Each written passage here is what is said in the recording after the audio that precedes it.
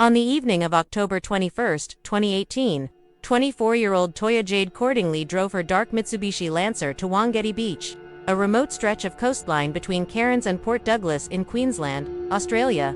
She was caring for her boyfriend's dog, India, and set out for a peaceful sunset walk. But by the next morning, her car was still parked at the entrance to the beach. India was found tied securely to a tree, unharmed, as if someone wanted the dog to be discovered. Toyah's phone was missing, but her wallet and other belongings remained inside the car. The signs were chilling. Her loved ones grew frantic when she didn't return home that night. By dawn, family, friends, and community members began searching the isolated beach, scouring the dunes, and among them was Toyah's father, Troy. As he moved away from the group, he noticed disturbed sand along the shoreline. When he brushed it aside with his hands, he uncovered the body of his daughter. Toyah had been partially buried, stripped of clothing, and bore visible injuries that suggested she had been violently overpowered. In that moment, the tragedy became painfully real. Police immediately sealed the area and began gathering evidence. Footprints, sand samples, and biological traces spread across the scene. Forensics confirmed there were no drag marks, meaning the crime had likely occurred exactly where her body was found. From the start, it was clear this was no accident. Someone had targeted Toyah that night. Toyah was remembered as a kind young woman with a passion for animals.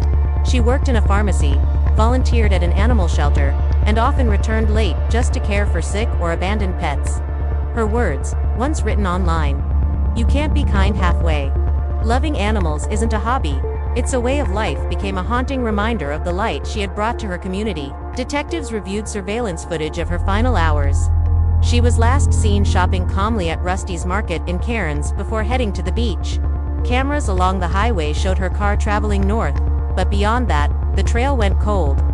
Police appealed to the public for dashcam footage, hoping to piece together who else was on the road that night. As the investigation deepened, suspicions began to circle around a nurse named Rajwinder Singh. On the very day of the crime, Singh's phone data placed him in the vicinity of Wangari Beach. Within 24 hours of Toyah's disappearance, he abruptly abandoned his job, left his family without explanation, and purchased a one-way ticket to India.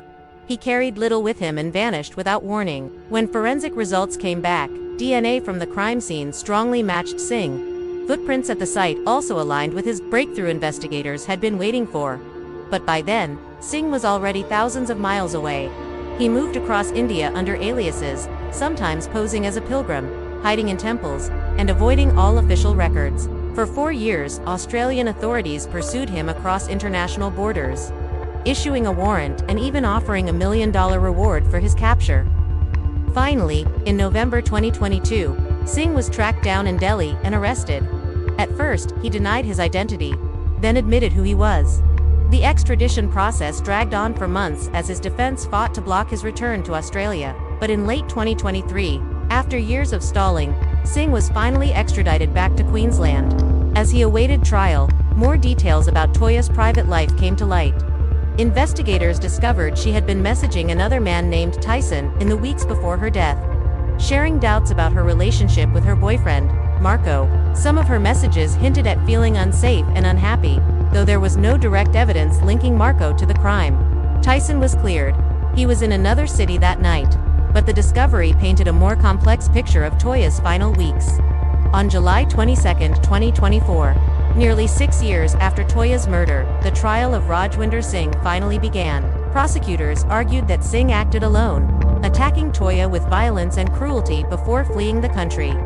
The defense, meanwhile, insisted the evidence was circumstantial, pointing to the lack of direct witnesses and claiming Singh's earlier confession in India had been coerced. The courtroom filled with witnesses, police officers, forensic experts, and those who had known Toyah, yet many questions still lingered.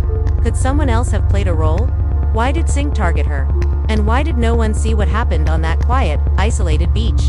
Toyah's parents have attended every session of the trial in silence, their grief written across their faces. For them, and for the community that rallied around Toyah's memory, the case is more than just a headline. It is a wound that has never healed. As the hearings continue, no verdict has been delivered.